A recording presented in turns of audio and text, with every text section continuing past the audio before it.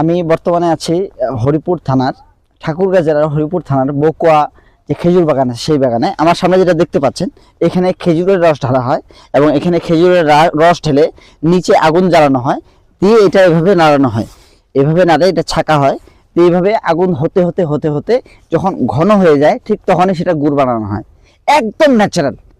যদি এরকম ন্যাচারাল গুড় পেতে চান অবশ্যই আপনারা ওলামা অর্গানিক ফুডে যোগাযোগ করতে পারেন। করলে কি হবে, আপনারা এরকম পিওর পিওর পিওর গুড় পাবেন, যেটাতে কোনো রকম ভেজাল পাবেন না। বাজারের গুড় তো অল্প টাকা দাম, কিন্তু এখানে দেখে এই যে খেজুরের রস আপনি দেখতে পাচ্ছেন, খেজুরের রস দেখে খেজুরের রস খেয়ে আপনারা খেজুরের রস সংগ্রহ করতে পারেন।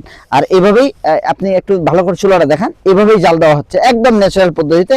এদিকে আগুন দেওয়া হয়, আগুন দিয়ে এখানে জাল হয়, এখানে গুড় তৈরি হয়। তো গুড় যে জিনিসগুলো তৈরি করা হয় আমরা ওইটা দেখানোর চেষ্টা করবো ইনশাআল্লাহ। একটু একটু পোজ করে রাখেন। দেখেন ওই রসটা যখন ঘন রস হয়, ঘন রস হওয়ার পরে রসগুলা এখানে দেওয়া হয়, দিয়ে এরকম এরকম করে রেখে এরকম রেখে রস দেওয়া হয়, রস দিয়ে এটা ঢেকে দেওয়া হয়। তাহলে রসটা যখন জমে যায় তখন সেটা গুঁড়ো হয়ে যায়, একদম অর্গানিক। কোনো এই দেখেন একবারে ন্যাচারাল প্রাকৃতিক জিনিস। আর এই প্রাকৃতিক জিনিসের দেখার সৌন্দর্যই আলাদা, খাওয়ার স্বাদই আলাদা এবং বিশুদ্ধত্ব 100%। ধন্যবাদ সবাইকে।